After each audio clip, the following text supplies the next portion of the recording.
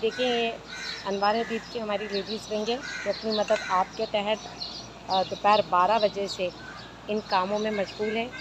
Trawler वाले से रब्ता करना, लेबर से रब्ता करना, फिर पूरी गली की सफाई कराना।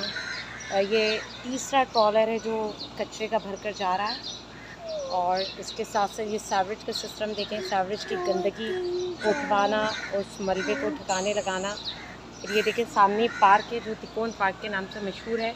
इस पार्क के अंदर की मुकम्मल सफाई अनवार हबीब लेडीज़ विंग ने कराई है। ये इम्तियाज़ सुपरमार्केट की बैक की गली है। यहाँ से इम्तियाज़ सुपरमार्केट के बड़े बड़े ट्रॉलर गुजरते हैं, जिसके सबब यहाँ पर जो है रोड की ये हालत बहुत बुरी है।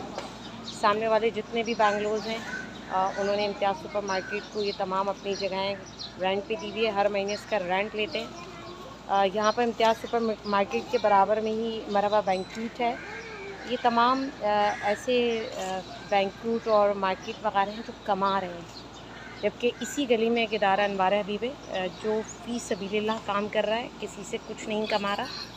लेकिन इस पूरी गली से लेकर पार्क तक की को मैनेज रखना, इसकी सफाई का ख्याल रखना, इसके सावरेज के हवाले से जितने भी मामलात हैं उन पर पैसा लगाना, ये सिर्फ अनवार हबीब की ज़िम्मेदारी है। ये ख़वातीन की मेहनत है, वरना इसी गंदगी से गुज़िश्ता कई दिनों से बल्कि कई महीनों से तमाम मर्द गुज़र रहे हैं। स्पेशली इम्तियाज़ की लेबर जो कि मेरा ख़्याल है 60-70 अफराद पर मुश्तमिल तो होगी।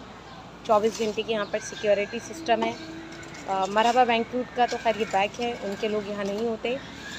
और यहाँ पर इनकी पार्क के अपोजिट साइड इनकी बाकायदा बाजमात नमाज भी होती है, लेकिन इसके बावजूद सावरेज का मसला हल होने को नहीं है।